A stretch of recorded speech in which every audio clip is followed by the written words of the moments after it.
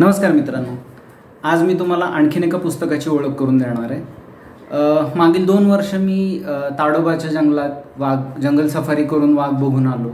तेव्हापासूनच मी वाघासंदर्भात माहिती देणारे काही पुस्तकांची शोधात होतो आणि मला एक पुस्तक माझ्या वाचनात आलं। पुस्तकाचं नाव आहे जंगलचा राजा वाघ। अतुल धामणकर यांनी लिहिलेलं हे पुस्तक आहे आणि चांगली गोष्ट म्हणजे स्वतः अतुल धामणकर हे चंद्रपूर भागातूनच असल्यामुळे त्यांना त्या जंगलाची अतिशय उत्तम माहिती आहे आणि निव्वळ तांत्रिक माहिती न देता अतिशय ओघवत्या भाषेत हे पुस्तक लिहिलेलं आहे।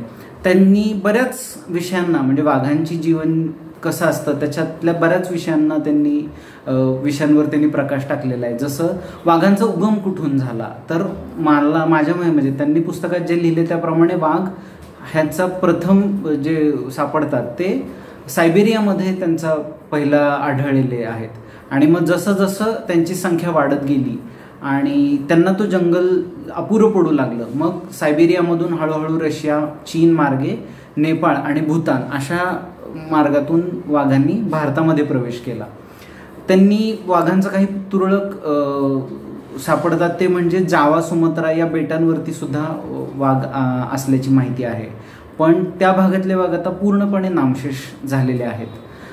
मूळ सायबेरियामध्ये सुद्धा आता 1000पेक्षा कमी वाघ शिल्लक आहेत। चीनमध्ये सुद्धा जी वाघांची प्रजाती आहे तिच्यात केवळ 500पेक्षा कमी वाघ उरलेले आहेत आणि आता पूर्ण जगाच्या दृष्टिकोनातून जर बघायला लागलं तर वाघांची संख्या वाढते ती फक्त भारतात आणि भारतात जी वाघ आहे तो म्हणजे रॉयल बेंगॉल टायगर, तो म्हणजे आपल्या सरकारने जे अनेक उपक्रम राबवलेले आहेत व्याघ्र संवर्धनाच्या बाबतीत, त्याच्यातून वाघांची संख्या ही भारतामध्ये वाढती आहे।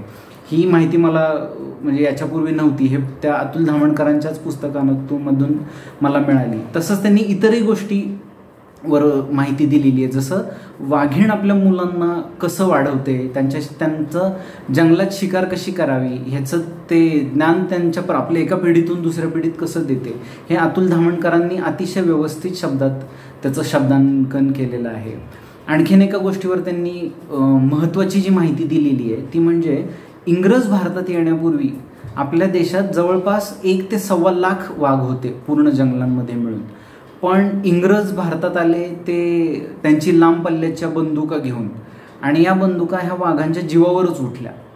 एकतर त्यांनी स्वतः वाघाची शिकार करणं हा एक खेळच सुरू केला आणि त्याच्यानंतर जे कुडमुडे राजे महाराजे उरले त्यांनी इंग्रजांचे मांडलिकत्व पत्करलं आणि पेन्शनवर जगायला लागले आणि मग उरलेल्या वेळात वाघांची शिकार करायला लागले। ते पण कसं सुरक्षित मचाणावर बसून लोकांना सांगून हाकारे उठवायला लागले आणि मग वाघ समोर आला की सुरक्षित अंतरावरून लांब पल्ल्याच्या बंदुकीतनं वाघावर गोळी झाडायची आणि शिकार करायची आणि मग त्या मेलेल्या वाघासोबत फोटो काढायचा आणि शौर्याचा आवाहनाचा। ह्यामुळं वाघांची संख्या ही अतिशय वेगाने रोडावत गेली, मात्र आता हळूहळू पुन्हा एकदा वाघांची संख्या वाढते। तर अशी अनेक प्रकारची रंजक माहिती या पुस्तकामध्ये मला वाचायला मिळाली।